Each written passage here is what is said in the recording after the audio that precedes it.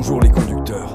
Aujourd'hui je vais vous parler d'un problème que beaucoup d'entre vous connaissent, sans forcément savoir d'où il vient. Votre voiture diesel perd de la puissance, elle consomme plus de carburant qu'avant, elle tremble au ralenti, et parfois le voyant moteur s'allume et s'éteint sans raison apparente.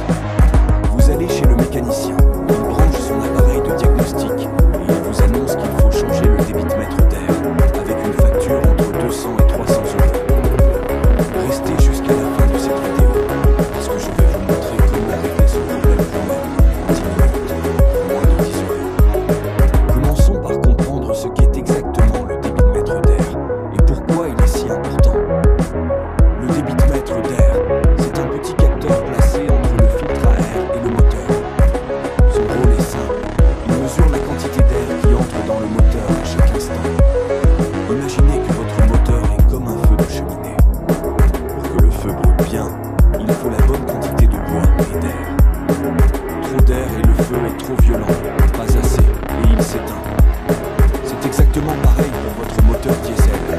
Le calculateur de votre voiture lit les informations du débitmètre des centaines de fois par seconde et ajuste la quantité de carburant injecté en fonction. Quand ce capteur fonctionne correctement, votre diesel tourne parfaitement. Quand il est encrassé, tout déraille. Voilà maintenant pourquoi les moteurs diesel salissent ce capteur beaucoup plus vite que les moteurs essence. Un moteur diesel tourne avec une compression bien plus élevée qu'un moteur essence. Cette forte compression produit ce qu'on appelle des gaz de soufflage.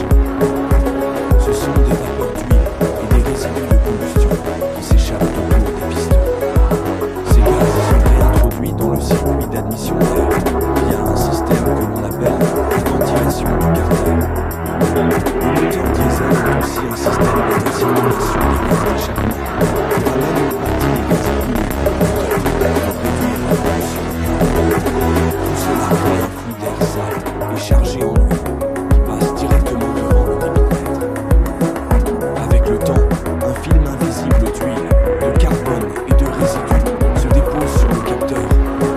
Ce film est tellement fin qu'on ne le voit presque pas, mais il suffit à fausser complètement les mesures du capteur. Voici ce qui se passe concrètement quand le débitmètre est encrassé. Le capteur envoie de mauvaises informations au calculateur en lui indiquant qu'il entre moins d'air dans le moteur qu'en réalité. Le calculateur réduit alors la quantité de carburant injecté, croyant bien faire.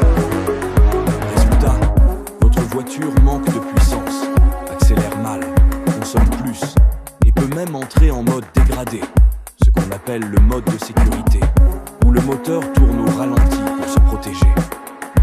Voici les symptômes les plus courants. Votre diesel accélère moins bien qu'avant, surtout sur autoroute ou en dépassement. Vous faites le plein 10 à 20% plus souvent, sans avoir changé votre façon de conduire. Le moteur tremble ou cherche sa vitesse au ralenti. Il hésite ou accourt quand vous appuyez sur l'accélérateur. Le voyant moteur s'allume de façon aléatoire. De la fumée noire sort du pot d'échappement. Et le moteur a du mal à démarrer, surtout par temps froid. Si vous reconnaissez plusieurs de ces signes, il y a de grandes chances que votre débitmètre ait juste besoin d'un nettoyage. Voici maintenant comment faire ce nettoyage vous-même.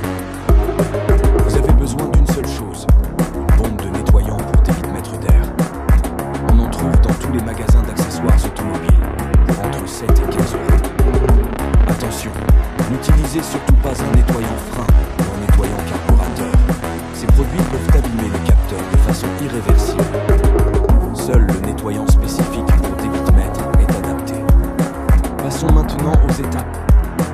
Première étape, repérez le débitmètre sur votre voiture. Il est situé dans le conduit d'air entre la boîte à filtre et le moteur. C'est généralement un boîtier cylindrique, rectangulaire, avec un connecteur électrique dessus. Deuxième étape, débranchez le connecteur électrique en appuyant sur le clip de sécurité. Troisième étape, retirez le débitmètre du conduit d'air. Il est généralement fixé par 2 ou 3 vis ou clips. Gardez bien les joints en caoutchouc. Quatrième étape, regardez à l'intérieur du capteur. Vous verrez un petit fil ou une fine membrane. C'est lui l'élément sensible qui mesure l'air.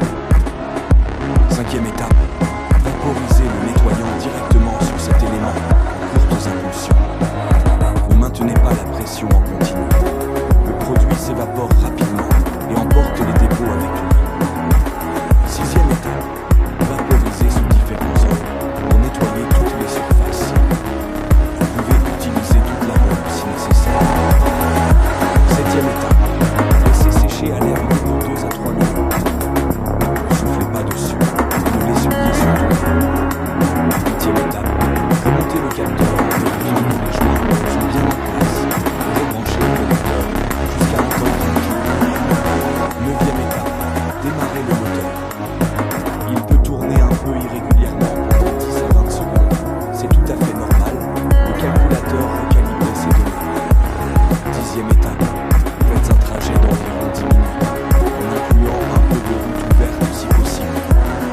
Cela permet au calculateur de s'adapter aux nouvelles mesures du capteur propre.